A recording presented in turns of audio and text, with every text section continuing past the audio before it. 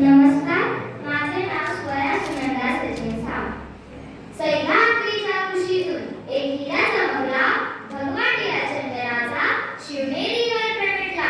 हातात घेऊन तलवार शत्रूवर गरजला, महाराष्ट्रात असा एक राजा होऊन गेला. महाराष्ट्रात असा एक राजा होऊन गेला. सर्वप्रथम कोड प्रताप पुरंदर क्षत्रिय कुलावतंस सिंहासनाधीश्वर राजाधिराज श्रीमंत श्री श्री श्री छत्रपती शिवाजी महाराज यांना माझा विलास मानाचा मुजरा. सन्माननीय व्यासपीठ, वंदनीय गुरुजन वर्ग आणि येथे उपस्थित माझे सर्व शिवभक्त देशबांधवांना, आज मी तुम्हाला अशा एका महापुरुषाबद्दल माहिती सांगणार आहे ज्यांनी केवळ राज्य केले नाही तर रयतेच्या मनात आपले स्थान निर्माण केले. ज्यांनी गुलामगिरीच्या अंधारात स्वराज्याचा सूर्य उगवला. तो सूर्य म्हणजे अखंड भारताचे रामदैवत, हिंदवी स्वराज्याचे संस्थापक, प्रजाहित रक्षक, युगपुरुष छत्रपती शिवाजी महाराज. शिवाजी महाराज हे केवळ नाव नाही, ही एक विचारधारा आहे. 19 फेब्रुवारी 1630 रोजी शिवनेरीच्या गडावर जिजाऊंच्या पोटी एक हिरा जन्माला आला. शहाजीराजांचे बाळकडू, जिजाऊंचे संस्कार आणि दादोजी कोंडदेव यांचे शिक्षण यातून एक राजा तयार होत होता. महाराजांचे व्यक्तिमत्व म्हणजे सिंहाची चाल, गरुडाची नजर, स्त्रियांचा आदर आणि शत्रूचे मर्दन हीच मावळ्यांची शिकवण. अफाट शौर्य, गनिमी काव्वा, अदूरदृष्टी यांमुळे त्यांनी सिद्धी, पोर्तुगीज, मोगल, आदिलशाह अशा बलाढ्य शत्रूंना धूळ चालली. महाराज खरे रयतेचे राजे होते, कारण त्यांनी स्वराज्य म्हणजे काय हे त्यांच्या कृतीतून दाखवून दिले. त्यांच्या काळात शेतकऱ्याच्या गवताच्या काडीलाही धक्का लागणार नाही याची काळजी घेतली जायची. शत्रूच्या स्त्रीलाही परत पाठवणारे महाराज स्त्रियांच्या आबरूचे रक्षक होते. मला एक गोष्ट सांगावीशी वाटते. काही वर्षांपूर्वी मुंबईमध्ये हिंदू मुसलमानांची दंगल सुरू होती. त्याचा फायदा घेऊन एका मुसलमान मोहल्ल्यात काही गुंड घुसली. त्याच मोहल्ल्यात एक सुंदर युवती राहत होती. रात्रीच्या 12:30 वाजता ते तिच्या पाठी धावू लागले. त्यांचा उद्देश असा होता की तिची आबरू लुटायची.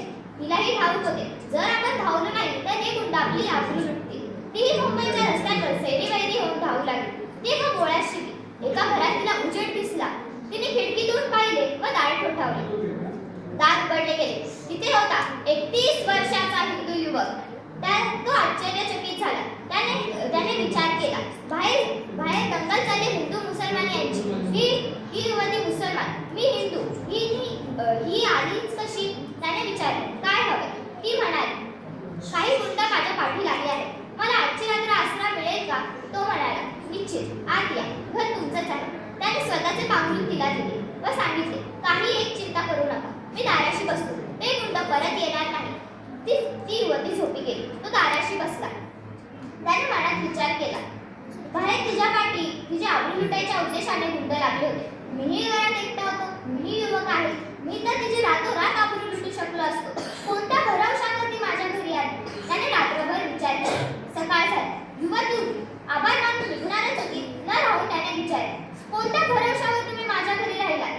तेव्हा ती युवती म्हणाली, जेव्हा मी मुंबईच्या रस्त्यांवरून सैरीवैरी होऊन धावत होते तेव्हा मी या बोळ्यात दिसले. मी जेव्हा खिडकीतून पाहिले तेव्हा मला शिवाजी महाराजांचा फोटो दिसला आणि मला माहितीये, ज्या घरी शिवाजी महाराजांचा फोटो आहे त्या घरी स्त्रीच्याच नाही कुणाच्याही आबरूची त्या घरी कुणाचीही आबरू धोक्यात नाही. तिथे स्त्रियांचा आदर केला जाईल. महाराज सर्व धर्म समभावाचे पुरस्कर्ते होते. त्यांनी आपल्या प्रशासनात अनेक जाती धर्मातील लोकांना स्थान दिले. महाराज केवळ योद्धा नव्हते तर ते एक उत्तम व्यवस्थापक होते. त्यांनी 49 पेक्षा जास्त किल्ले बांधून स्वराज्याचा पायाभक्कम केला. पर्वतरांगांचा वापर करून गनिमी काव्याने त्यांनी शत्रूला हैराण केले. अफजल खानाचा वध असो, शाहिस्ते खानाची फजिती असो किंवा आग्र्यातून सुटका, प्रत्येक घटनेत महाराजांची दूरदृष्टी दिसते. महाराजांनी भारतीय नौदलाची स्थापना केली म्हणून त्यांना भारतीय नौदलाचे जनक मानले जाते. आज 350 वर्षानंतरही शिवाजी महाराज स्मरणात आहेत. आज गरज आहे त्यांच्या विचारांची, त्यांच्या शिस्तीची आणि त्यांच्या निस्वार्थ प्रेमाची. रयतेच्या कल्याणासाठी झटणारा, अन्यायाविरुद्ध लढणारा आणि चारित्र्यवान राजा म्हणून शिवाजी महाराज कायम स्मरणात राहतील. शेवटी जाता जाता एवढेच म्हणे 65 किलोची तलवार उचलतो त्याचे नाव केसाची. 2000 शत्रूंशी एकटा झुंजतो त्याचे नाव बाजी. हात तुटला तरी शत्रूशी झुंजत राहतो त्याचे नाव तानाजी. 8 तासात